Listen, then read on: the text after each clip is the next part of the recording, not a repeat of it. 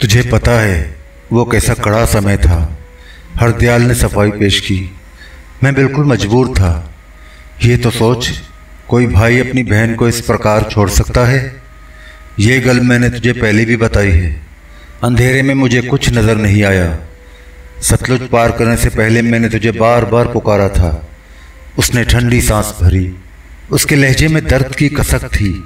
पारो, 8 साल से तू हम सबको सजा दे रही है, अब तो क्षमा कर दे। भाजी, तू 3 बार पहले भी आ चुका है, जमीला ने आंसू पोंछते हुए कहा। 2 बार पुलिस और सरकारी अफसरों को लेकर आया।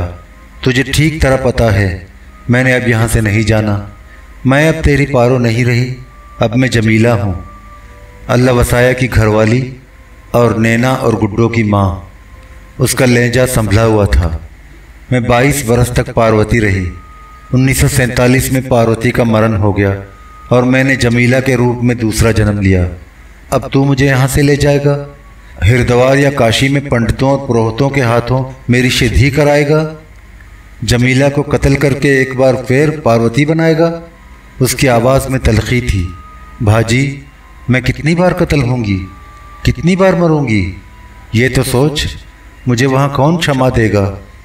ऐसी नार को कौन क्षमा दे सकता है जो 8 बरस तक एक मुसलमान की घरवाली रह चुकी हो और उसके 2 बच्चों की माँ भी हो? तू चिंता ना कर पारो, सब ठीक हो जाएगा। चचा ने तसल्ली देने की कोशिश की। हमने तेरे संजोग के लिए वर भी ढूंढ लिया है, अपनी ही जात बिरादरी का है, बहुत भला। जमीला उसकी बात काट कर बोली। चाचा, तू मेरे साथ मेरे बच्चों को भी तबाह करना चाहता है? इतना तो सोच, उन दोनों का इस मामले में क्या दोष है? साफ गले हैं पारो, हमसे ये नहीं देखा जाता कि हमारे जीते जी तू एक मुसले के घर में रहे। चचा का लहजा तुंद और तेज था, और वो भी हमारे एक मज़ारे की पत्नी बनकर। कुछ तो अपने धर्म का, अपने ऊंचे खानदान का ध्यान कर। उसने ठंडी सांस भरी। हाँ, कैसा कलयुग है। चाचा, तू भी ठीक कहता है, जमीला ने दुख से कहा। जब बेटियों और बहनों और धर्म के नाम पर कन्याओं और माओं की बेइज्जती की जाए तो ये कलयुग ही हुआ। उसने चचा की आंखों में आंखें डाल दी। अल्लाह वसाया, अगर हमारा मज़ारा था तो क्या हुआ? उसने मेरे साथ वो सब कुछ नहीं किया जो इधर और उधर दोनों तरफ धर्म के नाम पर हुआ। उसके अंदर का पुरुष उस समय भी जिंदा था और आज भी जिंदा है। ये बातें तू बार बार कहती है, तेरी जिद और हठधर्मी अब तक नहीं गई। हरदयाल की तीवरी पर बल पड़ गए। देख पारो, मैं इस बार माताजी को वचन देकर आया हूँ, आज खाली हाथ नहीं जाऊँगा। उसने झपाक से पिस्तौल निकाल लिया। तू मेरे साथ चलेगी, मेरा रास्ता कोई नहीं रोक सकता। उसने झपट कर जमीला का हाथ पकड़ लिया। चल उठ, अगर तू चाहती है 2-4 लाशें यहाँ गिर जाएं तो मैं उसके लिए भी तैयार होकर आया हूँ। उसका लहजा तेज होता गया। मेरे बंदे कारबेने और बंदूकें सवाले पिंड के नुक्कड़ पर चौकस खड़े हैं। 3 जीपें हथियारबंद बंदूं से भर कर लाया हूँ। इस बार हर तरह तैयार होकर आया हूँ। मेरा रास्ता तो पुलिस भी नहीं रोक सकती। भाजी, मेरा हाथ छोड़ दे, जमीला ने नर्म लहजे में कहा। मैनू पता है तू बहुत जोरावर और वीर है, मुझे मान है कि तू मेरा वीर है। हरदयाल ने बहन का हाथ छोड़ दिया। जमीला उठी और तन कर भाई के सामने खड़ी हो गई। भाजी, दूसरों की लाशें क्यों गिराना चाहता है? ऐसा कर, मेरे सीने में अपनी पिस्तौल की सारी गोलियां उतार दे और मेरी लाश माताजी के पास ले जा। वहां मेरी अर्थी को शमशान में अपने हाथों से आग लगा देना। तेरे धर्म का प्रायश्चित हो जाएगा, मेरी मुक्ति इसी में है। उसने भाई को ललकारा। चला गोली। भाई खामोशी से उसे घूरता रहा। चचा भी चुप था। रहीमदाद दमबखुद था। कमरे में एक बार फिर गहरा सुकूत छा गया। जरा देर बाद हरदयाल खड़ा हो गया। उसने कहरालूद नजरों से जमीला को देखा। तू नहीं चलेगी मेरे संग? तू किसकी बात कर रहा है? मेरी? मैं तो 8 बरस पहले ही मर गई थी। जमीला तो सिर्फ एक नाम है, इसका कोई भी नाम हो सकता है। वो तो दूसरों को खुश देखने के लिए हंसती है, बोलती है, चलती फिरती है। मैं तो मानो अब एक लाश हूँ। तू लाश उठाकर ले जाना चाहता है तो ज़रूर ले जा, पर इस तरह नहीं, खून से नहलाकर। वो आगे बढ़ी और भाई के सीने पर सर रखकर फूट फूट कर रोने लगी। हरदयाल प्यार से उसकी पीठ थपकने लगा। जमीला सिसकियों के साथ रुक रुक कर कहती रही, वीर, मेरे सीने में हृदय नहीं रहा, मैं जख्मों से चूर चूर हो चुकी हूँ, मुझे और दुख न पहुँचा, मेरे सारे जख्म खुल जाएंगे। वो हाँफने लगी। मुझ मरी हुई को एक बार फिर मारना चाहता है तो मार दे, मैं तुझे कुछ नहीं कहूँगी, कुछ भी नहीं। वो बिलक बिलक कर रोने लगी। भाई भी बेकरार होकर रो पड़ा। उनकी आंखों से आंसू टपकते रहे। कमरे में सिसकियां उभरती रहीं। चचा भी खुद पर काबू न रख सका, उसकी आंखें भी अश्कबार हो गईं। वो रोता हुआ खड़ा हो गया, भतीजे के करीब गया और उसका कंधा थपकते हुए बोला, हरदयाल, तू कब तक रोता रहेगा? ये नहीं जाएगी। हाँ चाचा, ये नहीं जाएगी। हरदयाल ने मायूसी से कहा, इसकी मर्जी यहीं रहने की है तो ये यहीं रहेगी। इसकी खुशी में मेरी खुशी है, मैं उसे दुखी नहीं देख सकता। वो फूट फूट कर रोने लगा। जमीला की सिसकियां और तेज़ हो गई। मेहमान खाने की जानिब से सन्नाटे में हल्की सीटी उभरी। चचा परेशान होकर बोला, हरदयाल, अब यहाँ से चलना चाहिए। हरदयाल ने बहन का सर चूमा और उसे अलहदा कर दिया। फिर ठोड़ी पकड़कर उसका चेहरा उठाया और भीगे हुए रुखसार थपथपाए। आंसू पोंछ ले, मैं तुझे नहीं ले जाऊंगा। तू जीत गई, मेरा मान एक बार फिर टूट गया। तू पार्वती बनकर जिंदा रहे या जमीला बनकर, मैं तुझे जिंदा देखना चाहता हूँ। उसने ठंडी सांस भरी। तू जिस हाल में भी रहे, मेरी लाडली बहन पारो ही रहेगी। मेरे घर के दरवाजे सदा तेरे लिए खुले रहेंगे। जब चाहे चली आना, मैं अंतिम बार नहीं आया हूँ। जब चाहे मुझे बुला लेना। स्मगलर मुझे हिफाजत से तेरे पास पहुँचा देंगे।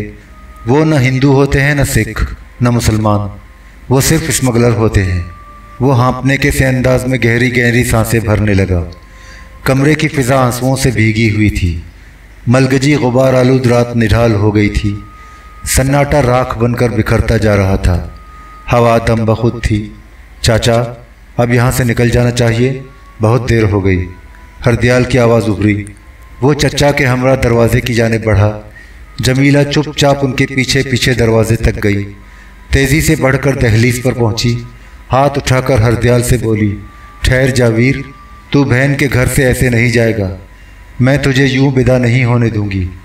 वो कमरे के अंदर गई। ट्रंक से एक डिबिया निकाल के लाई। डिबिया खोलकर भाई और चचा की पेशानियों पर सिंदूर का तिलक लगाया। दोनों हाथ जोड़कर भाई और चचा को प्रणाम किया। दोनों आगे बढ़े। जमीला दहलीज पर रुक गई। उन्होंने छत उबूर की। जीने की ममती पर पहुँचे। हरदयाल ने मुड़कर जमीला की जानिब देखा। लम्हे भर को टिटका, फिर अंधेरे में चचा के साथ गुम हो गया। रात जख्मी परिंदे के मानंद फड़फड़ाने लगी। जमीला वापस आकर कुर्सी पर थकी हुई सी बैठ गई। उसकी आंखें रोते रोते सूज गई थीं। वो आहिस्ता आहिस्ता हिचकियां ले रही थी। लैंप की धुंधली रोशनी में उसका चेहरा मटियाला पड़ गया था। रहीमदाद गुमसुम बैठा था। कुछ देर बाद कहीं दूर रात के सन्नाटे में जीपों के इंजन स्टार्ट होने की आवाज़ उभरी। रहीमदाद ने गर्दन को ज़रा सा खम दिया और जीपों की आवाज़ें तवज्जो से सुनने लगा। आवाज़ें रफ्ता रफ्ता गहरी खामोशी में तहलील होकर ख़त्म हो गई। उसने जमीला को मुखातिब किया, ज़िम्मेदारनी, वो चले गए। वो रहीमदाद की जानिब देखे बगैर बोली, हाँ चौधरी, वो चले गए। उसकी आवाज़ भर्रा गई। उसने दोनों हाथों से मुंह छुपाया और बेख्तियार रोने लगी। रहीमदाद ने जमीला को तसल्ली देने की कोशिश की, ज़िम्मेदारनी, अब रोने से क्या होगा, जो होना था हो गया। चौधरी, तू जा, उसने रोते हुए कहा, मुझे अकेला छोड़ दे, मुझे जी भर के रो लेने दे। कमरे की खामोशी में जमीला की सिसकियां रुक रुक कर उभरती रहीं। रहीमदाद चुप बैठा रहा, मगर ज़्यादा देर न ठहर सका। उसने बंदूक संभाली और कमरे से चला गया। जमीला ने नज़रें उठाकर उसकी जानिब देखा और सिसकियां भरती रही। रहीमदाद सीढ़ियों से नीचे उतरा, दालान में पहुंचा। सामने वसी सहन था जिसमें कुछ ही अरसे पहले उसने मशालों की लहराती रोशनी में जमीला को अल्लड़ मुटियारों के साथ गिद्धा नाचते देखा था। अब उसी सहन में चारपाइयों पर नौकरानियां बेखबर सो रही थी और जमीला ऊपर कमरे में बिलक बिलक कर रो रही थी। रहीमदाद हवेली से निकलकर मेहमान खाने में गया। बैरूनी दरवाज़ा अभी तक पाटों पाट खुला था। उसने दरवाज़ा भीड़ कर जंजीर चढ़ाई। छत पर गया। बंदूक एहतियात से सिरहाने रखी और निढाल होकर बिस्तर पर दराज हो गया। वो चित लेटा उजड़ी हुई रात को गुजरते देखता रहा। सुबह रहीमदाद की तबीयत बोझल थी। ऐसा महसूस हुआ गोया रात को कोई डरावना ख्वाब देखा हो। हवेली का मुलाजिम अहमद अभी तक बीमार था। नाश्ता और दोपहर का खाना एक नौकरानी लेकर आई। दिन ढले रहीमदाद बाग में गया। आसमान हनूज गुबार आलूद था। उमस थी, गर्मी थी, फिजा बेकैफ और धुआं धुआं थी। अल्लाह वसाया वापस नहीं आया। दूसरे रोज़ भी नहीं आया। इन 2 दिनों में जमीला भी उसे नज़र नहीं आई। रात को बारिश का हल्का सा छींटा पड़ा। आसमान से गुबार छट गया मगर गर्मी बढ़ गई। ज़मीन से गर्म गर्म भपके निकलते थे। रहीमदाद की वो रात भी बेचैनी में कटी। सवेरे नाश्ते से फारिग होकर वो बाग में गया। दिन ढले भी गया। अब मौसम कदरे खुशगवार था। जमीला बाग के गोशे में चुप बैठी थी। रहीमदाद उसकी जानिब बढ़ा। जमीला ने नज़रें उठाकर उसे देखा और आहिस्ता से बोली, आ चौधरी। रहीमदाद खामोशी से उसके करीब एक कुर्सी पर बैठ गया। जमीला के चेहरे पर अभी तक गम की परछाइयाँ छाई हुई थी। वो बुझी बुझी और उजड़ी उजड़ी नजर आ रही थी। दोनों अपनी अपनी सोच में डूबे रहे। कुछ देर बाद जमीला ने नज़रें उठाकर रहीमदाद को देखा। ज़ेरे लब मुस्कुराई। ये मुस्कुराहट नहीं थी, कली मसल कर खिल गई थी। चौधरी, तूने बहुत दिनों तक जमीला ही को देखा था। उस रात पार्वती को भी देख लिया। हमदे ने यह बात मुझे बताई थी, पर मुझे यकीन नहीं आया था। ये गल खाली हमदा ही नहीं जानता, सारा पिंड जानता है। जमीला ने बताया, और मैंने छुपाई भी नहीं। सच बात कभी नहीं छुपती, उसे छुपाना अपने को धोखा देना है। पर यह बात अब तक समझ नहीं आई। रहीमदाद ने हिचकिचाते हुए दरियाफ्त किया, क्या ये सच है? अल्लाह वसाया, तेरे प्यो का मज़ारा था? था, बिल्कुल था। जमीला ने साफ़गोई से काम लिया, पर वो मज़ारे से ज़मींदार बनकर भी ज़मींदार नहीं बन सका। वो अजीब बंदा है, मुझसे ज़्यादा उसे कोई नहीं जानता। वो बात करते करते गहरी सोच में खो गई। रहीमदाद भी खामोश रहा। फिर जमीला ही ने खामोशी तोड़ी। मैंने उसे पहली बार देखा तो डर गई थी। उस समय वो बहुत जोरावर और कड़वा था। बात बात पर शोले की तरफ भड़क उठता था। देखने में तो बिल्कुल कड़वा नहीं लगता, अब तो गऊ बन गया है। जमीला ने वजाहत की। 8 बरस उधर की गल है, जब फसादात की आग भड़की, हर तरफ खून खराबा होने लगा। मैं इन दिनों लाहौर में होती थी, वहाँ मैं पढ़ती थी। मेरा बीए का आखिरी साल था, पर फसादात शुरू होने के बाद कॉलेज बंद कर दिया गया था। मैं मॉडल टाउन में अपने मामा की कोठी में ठहरी थी। खैर ऐसा हुआ कि फसादात कम होने की बजाय बढ़ते चले गए। लाहौर के हिंदू घर बार छोड़कर भागने लगे। तब मेरा यही वीर हरदयाल मुझे लाहौर से दीपालपुर ले आया। फिर ये हवेली तो तेरे पियो की थी। तेरे घर वाले यहाँ नहीं रहते थे? नहीं, यहाँ हमारा मैनेजर बंसीलाल रहता था। वो और उसके बाल बच्चे इसी मेहमान खाने में रहते थे जिसमें आजकल तू ठहरा है। हवेली आमतौर पर खाली रहती थी। हम भाई बहन तो यहाँ गर्मियों की छुट्टियों में कभी कभार आ जाते थे। पिताजी भी बहुत कम आते थे। उनका नाम लाला कृष्ण दयाल था। जमीला आहिस्ता आहिस्ता बताती रही, ये जो दीपालपुर में कपास बेलने की कृष्णा कॉटन फैक्ट्री है, ये मेरे पिता ने सन 1933 में लगाई थी। उनका और भी बहुत कारोबार था। कई दुकानें थीं, साहूकारा था, कई कंपनियों और एक बैंक के वो डायरेक्टर भी थे। कारोबार में इतने उलझे रहते थे कि कई साल इधर ना आते। जिम्मेदारी की देखभाल हरदयाल करता था या बंसीलाल। रहीमदाद ने हैरत से पूछा, तू इतने बड़े घराने की दी है, तूने अपने मज़ारे से कैसे ब्याह कर लिया? बहुत अजीब गल है। यही तो मैं तुझे बता रही थी, जमीला ने जवाब दिया। जब फसादात की आग मोंटगोमरी में भी फैल गई तो आसपास के देहात के हिंदू दीपालपुर आ गए। वहाँ पहले ही हिंदू बहुत थे, पर ज़्यादातर खत्री हैं। हमारी गोद खन्ना है। दीपालपुर में खत्रियों की मशहूर तीर्थ भी है। ये बाबा लाला जसराज राय की समाधि है। समाधि के साथ मंदिर है, धर्मशाला है, एक धर्म सभा भी होती थी। जाने उसका क्या बना? वो लम्हे भर के लिए रुकी। 5 बरस उधर की बात है। मैं अल्लाह वसाया के साथ दीपालपुर गई थी। समाधि, मंदिर, धर्मशाला, हर जगह मुहाजिरों ने कब्जा कर रखा था। कभी उस जगह ज़बरदस्त मेला लगता था। माघ के महीने में खत्री दूर दूर से तीर्थ यात्रा के लिए आते थे। जब खत्रियों का कोई मुंडा 10 बरस का हो जाता तो बाबा जसराज की समाधि के सामने उसका मुंडन होता। सर के बाल साफ कर दिए जाते, केवल बूढ़ी छोड़ दी जाती, वो कभी नहीं काटी जाती थी। मैंने अपने छोटे भाई मनोहर दयाल का मुंडन होते देखा था। उस दिन घर में ज़बरदस्त जश्न हुआ। मेहमानों के लिए पकवान पके, तरह तरह से भोजन परोसे गए, कीर्तन हुआ, भजन हुआ। हमारा घर बहुत शानदार था, 2 मंजिल का था। उस रोज़ दीवे जलाकर घर पर खूब रोशनी की गई थी, बिल्कुल दिवाली का समा था। जब तुसी दीपालपुर गई थी तो अपना घर भी देखा होगा, क्या हाल है उसका? ये ना पूछ। जमीला ने ठंडी सांस भरी। मैंने इसे देखा तो बेकल होकर बिन सोचे एकदम अंदर घुस गई। उसमें महाजर कुंबे ठहरे हुए थे, जगह जगह चूल्हे थे, धुएं से सारी दीवारें काली पड़ गई थी। माताजी जहाँ पूजा पाठ करती थी वहाँ पक्का चबूतरा था, ऊपर आला था, उसमें कृष्ण जी की मूर्ति रखी रहती थी। चबूतरे के पास ही तुलसी के बूटे होते थे। माताजी हर रोज़ सूरज निकलने से पहले उनमें पानी देती थी। चबूतरे के पास कोई स्नान किए बिना नहीं जा सकता था, पर अब चबूतरे पर भी चूल्हा बन गया था। आले से मूर्ति उठाकर फेंक दी गई थी, अब उसमें चिराग जलता था। तुलसी के बूटे सूख कर कब के ख़त्म हो चुके थे। वो फिर किसी सोच में डूब गई। रहीमदाद आहिस्ता से खनकारा तो वो चौंकी। पिताजी ने बहुत चाव से घर के लिए सागवान का शानदार फर्नीचर बनवाया था।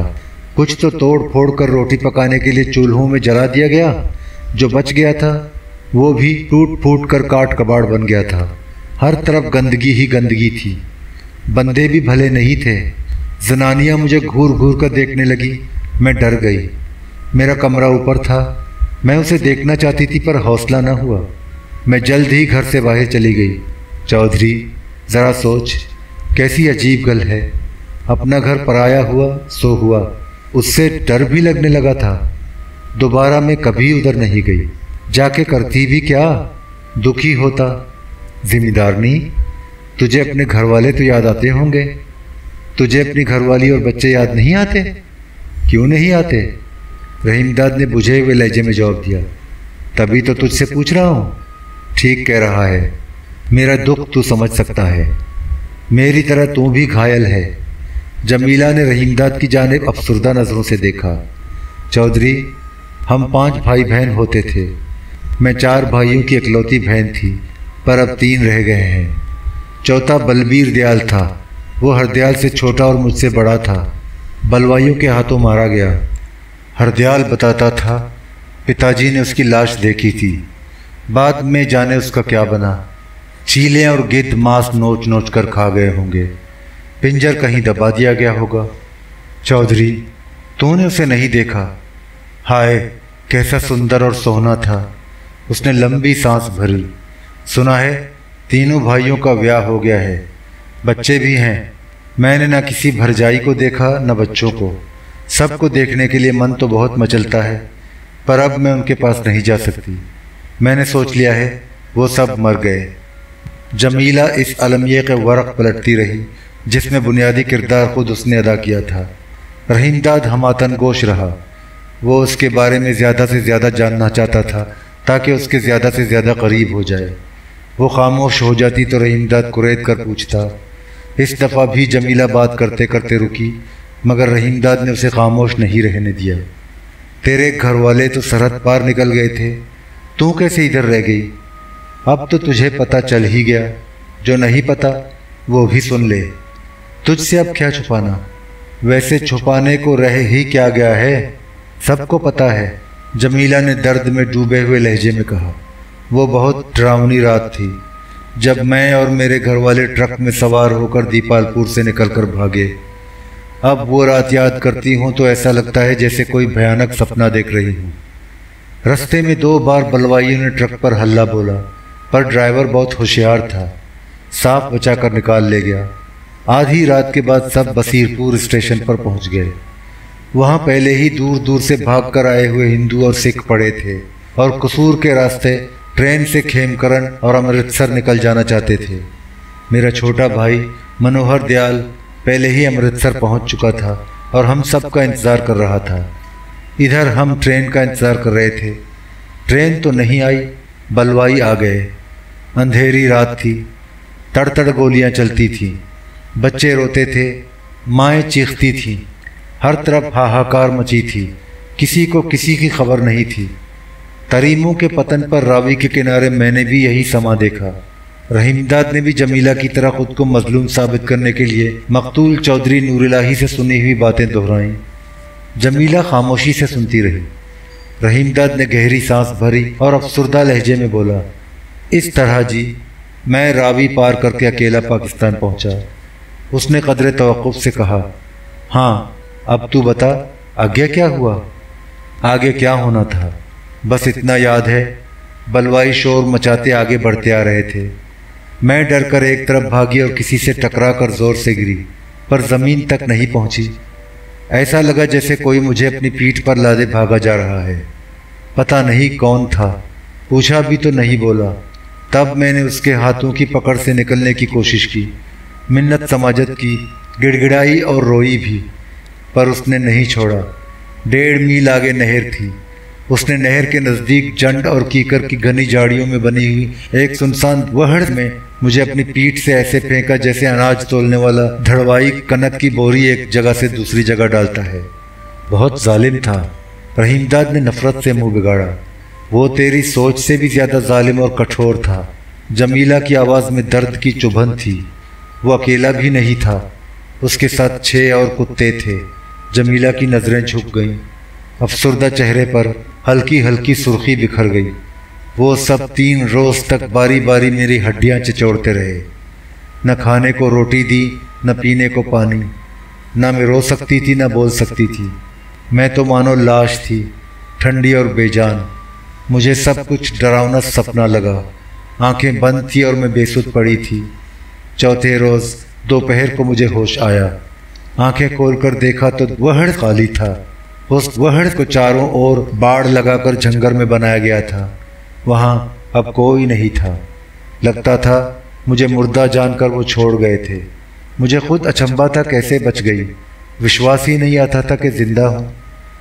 चंद लम्हे रुक के उसने फिर कहना शुरू किया। मैं कई घंटे आंखें खोले बेहाल पड़ी रही, उठा ही नहीं जाता था। दिन ढले नज़दीक रखी हुई खुरली का सहारा लेकर उठी। वहड़ में हर तरफ गोबर ही गोबर था। मेरे कपड़े, पीठ, हाथ, पैर और सर के बाल गोबर से लिथड़े हुए थे। खुरली में झांका तो उसमें मवेशियों के लिए गुतावा पड़ा हुआ नजर आया। तोड़ी के साथ वंड मिलाकर बनाया गया था। मैंने चुन चुन कर वंड खाने शुरू कर दिए। छोले के ये दुले हुए दाने खाकर बदन में थोड़ी सी जान आई, पर प्यास बहुत लगी। वहड़ की बाढ़ के उस पार नहर नजर आती थी। सोचा नहर पर जाकर पानी पी लूं, लेकिन खड़े होते ही लड़खड़ा कर घिर पड़ी। देर तक पड़ी हाँफती रही। जरा जी संभला तो इधर उधर नजरें दौड़ाई। एक कोने में तोर का ढेर नजर आया। खिसकती खिसकती उस तरफ बढ़ी, पास जाकर उठी और तोर के टोटे छोपने लगी। उसके रस में मिठास थी, ना पूछ कैसा स्वाद आया। तोर वैसे तो चिरी है, पर चोपो तो कमाद की तरह मीठी लगती है। रहीमदाद ने जमीला की तायीद की। मैंने तो अपने जीवन में पहली बार उसे चोपा था, पर उस समय ऐसा स्वाद मिला जैसे लाहौर में गर्मी के दिनों में ठंडी ठंडी गंडेरियां चोपने पर आता था। वंड खाकर और तोर का रस चोपकर इतना आनंद मिला कि मैं पड़कर सो गई। रात को कोई नहीं आया, दिन को भी नहीं आया। मैं चुन चुन कर वंड खाती रही और तोर के टोटे दांतों में दबाकर चोपती रही। वहड़ से बाहर नहीं गई। दूसरी रात 2 बंदे एक मज लेकर आए। तब मुझे पता चला वो वहड़ नहीं, किसी रस्सागीर की अहर थी, जिसमें चोरी के मवेशी और चौखर छुपा कर रखे जाते थे। तुझे पता ही न चला वो रस्सागीरों की अहर है? गोबर और खरली में गतावा पड़ा देखकर भी तुझे पता न चला? रहीमदाद की आंखों में हैरत नमूदार हुई।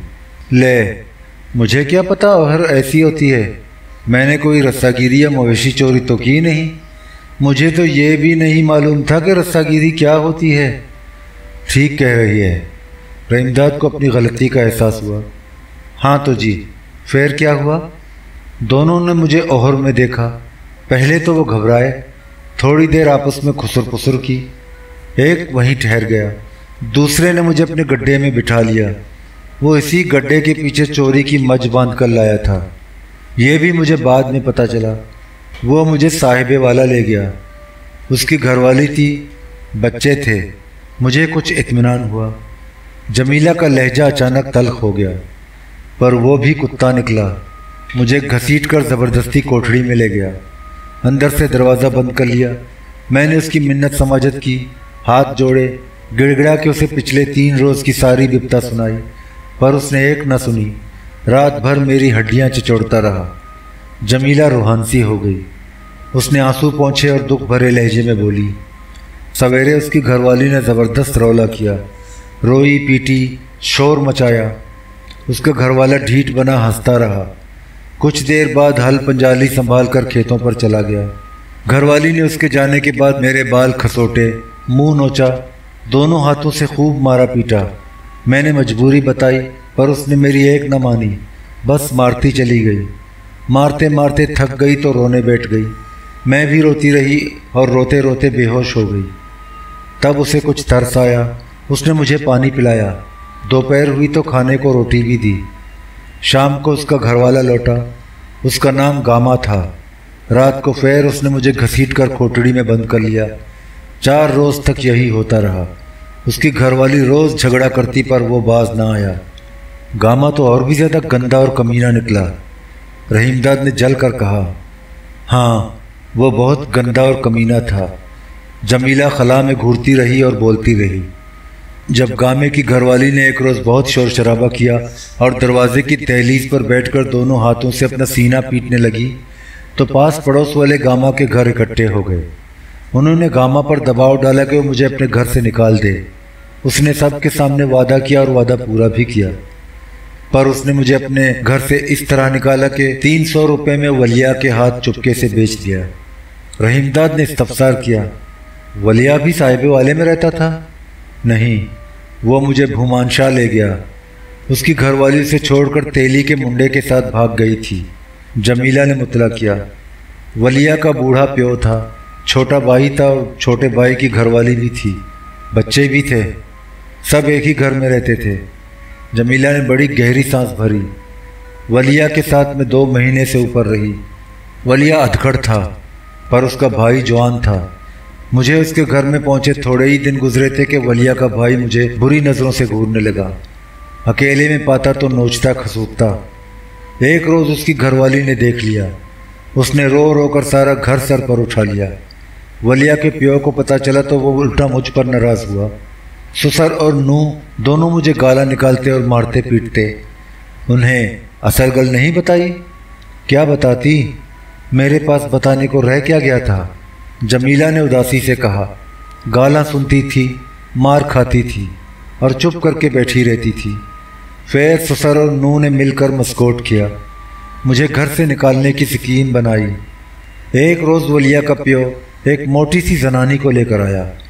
उसके बदन का मांस थल-थल करता था और पान चबाकर जगह जगह लाल पीक थूकती थी। बात करती तो हाथ भी चलाती और आंखें भी मटकाती। लाहौर से आई थी, हीरा मंडी की कंजरी थी। कंजरी थी? रहीमदाद ने पूछा। किस लिए आई थी? वो फसादात में उठाई जाने वाली उन नौजवान माओं और कन्याओं को खरीदने का धंधा करती थी जिन्हें मगविया कहा जाता है। वलिया के प्यो ने 500 रुपये में मेरा सौदा कर दिया। तैनू इस सौदे का पता था? रहीमदाद ने इस्तफसार किया। बिल्कुल था, मेरे सामने ही तो तय हुआ था। उस समय वलिया और उसके भाई नहीं थे। अल्लाह वसाया कि वलिया के छोटे भाई से जान पहचान थी। इत्तेफाक से उसी शाम अल्लाह वसाया उससे मिलने आया। वो आंगन में मंजी पर बैठा वलिया के भाई से बातें कर रहा था। मैं आंगन से गुजरी तो अल्लाह वसाया ने मुझे देख लिया और फौरन पहचान लिया। उसने मुझे अपने पास बुलाया, पूछा, तू यहाँ कैसे आई? मैं तो चुप रही, पर वलिया का भाई बोला, वलिया उसे खरीद कर लाया है। अल्लाह वसाया ने तीवरी पर बल डालकर कहा, यह मेरे जिम्मेदार की दी है, यहाँ नहीं रह सकती। मैं उसे अपने पिंड ले जाऊंगा। वलिया का भाई तो कुछ नहीं बोला, पर उसके प्यो ने बिगड़ कर कहा, ये इस घर से नहीं जा सकती। इसकी नूह भी कुड़कुड़ करने लगी। दोनों मुझे कंजरी के हाथ बेचकर रात को 500 रुपये वसूल करना चाहते थे। वो मुझे कैसे जाने देते? अल्लाह वसाया उनकी बातें सुनकर क्या बोला? रहीमदाद ने दरियाफ्त किया। वो आंखें निकाल कर खड़ा हो गया। जमीला के चेहरे पर छाई हुई अफसुर्दगी में हल्की हल्की सुर्खी झलकने लगी।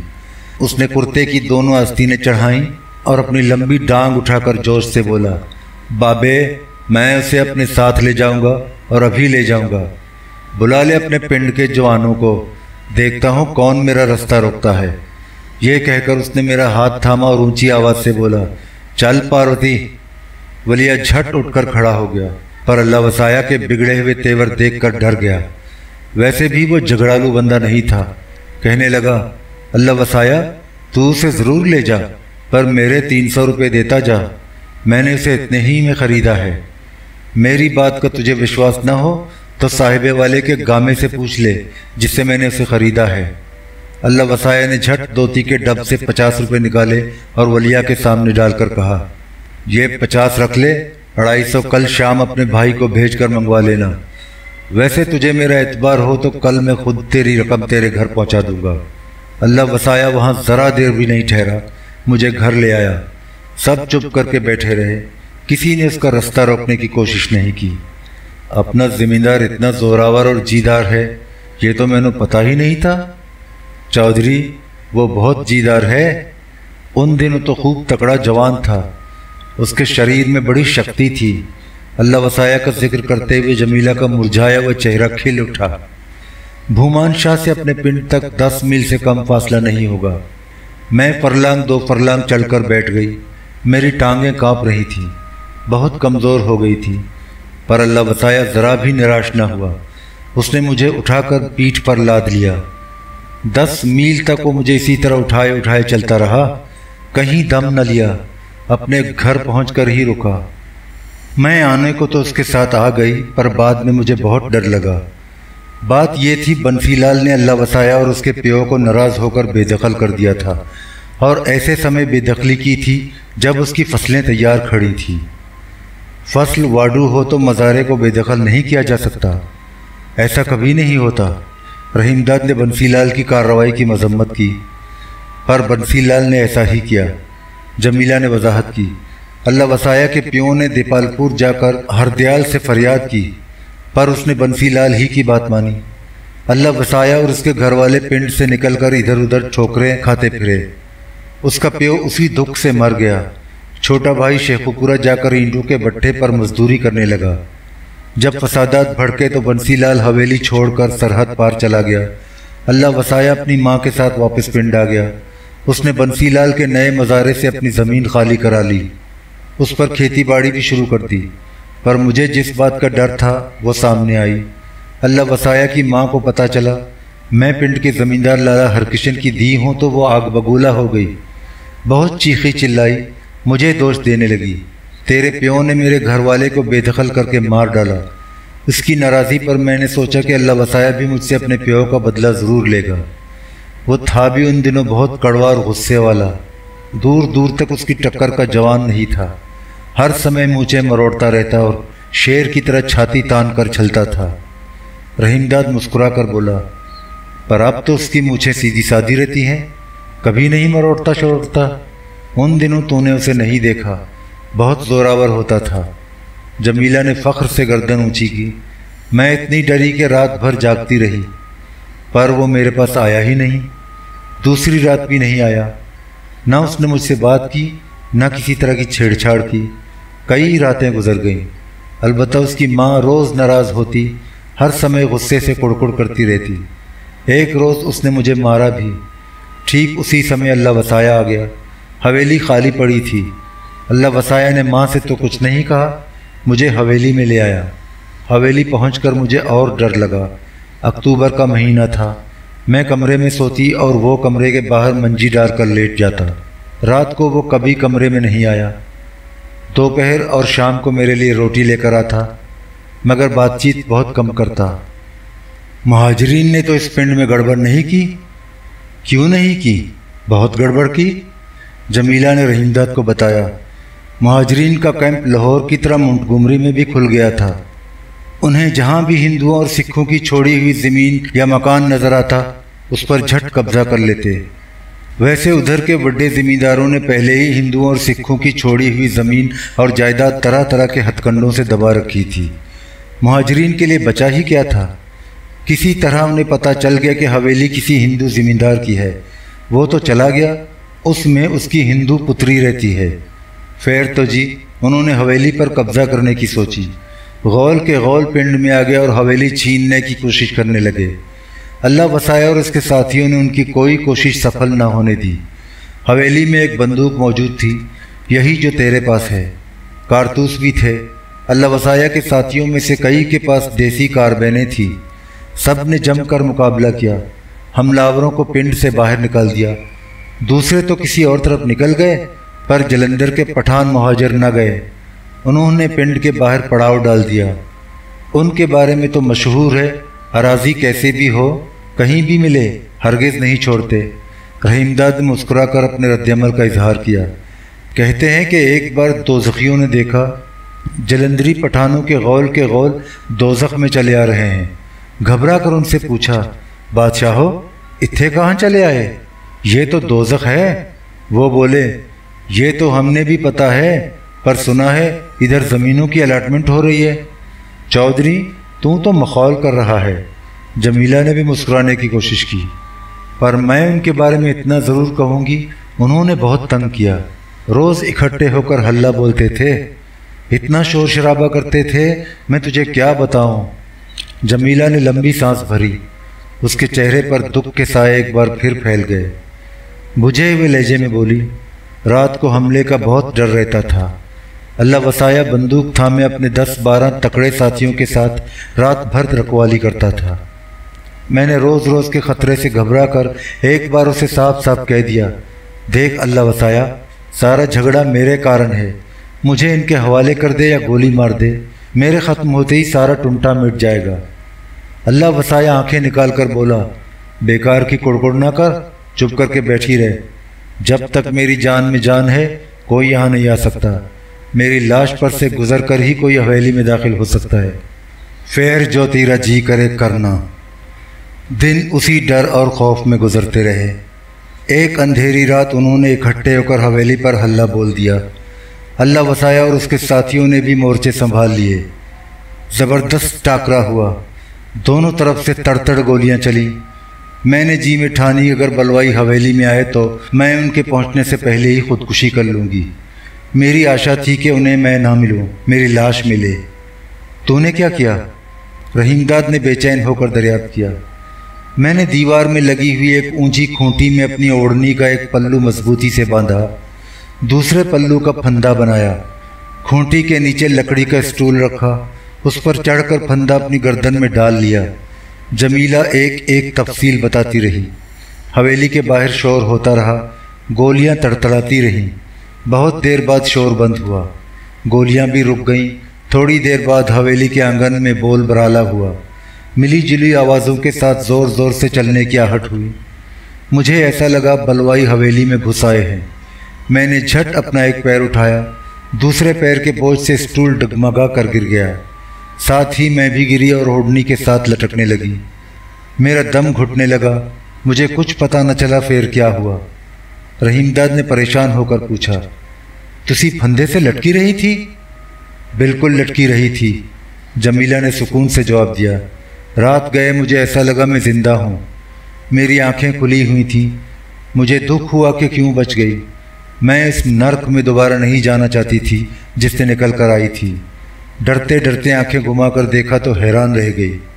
अल्लाह वसाया मेरे सराहने बुत बना बैठा था। उसने मेरी आंखें खुली देखी तो भागा भागा गया, गिलास में पानी लेकर आया, एक हाथ से मेरा सर ऊंचा किया और मेरे मुंह में पानी डाला।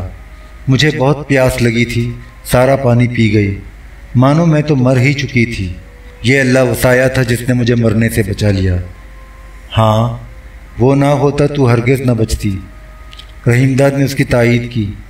पानी पीकर ज़रा जान आई तो मैंने अल्लाह वसाया से पूछा, बलवाइयों का क्या बना? वो हंसकर बोला, बनना क्या था, सब भाग गए। मैंने कुछ देर चुप रह के कहा, पर वो कल नहीं तो परसों ज़रूर हल्ला बोलेंगे। अल्लाह वसाया ज़रा भी न घबराया, मुस्कुराता रहा। मैंने देखा उसके कुर्ते की आस्तीन खून से लाल हो रही है। कपड़ों पर भी जगह जगह खून के धब्बे थे। मैं घबरा गई। वो हंसकर बोला, गोली बाजू में लगी थी पर अंदर नहीं उतरी। गोली चलती है तो ऐसा ही होता है। मैं तकिए के सहारे उठकर बैठ गई। मुझे अभी तक याद है, अल्लाह वसाया ने बार बार मना किया पर मैंने झट अपनी ओढ़नी फाड़कर उसके घाव पर पट्टी बांध दी।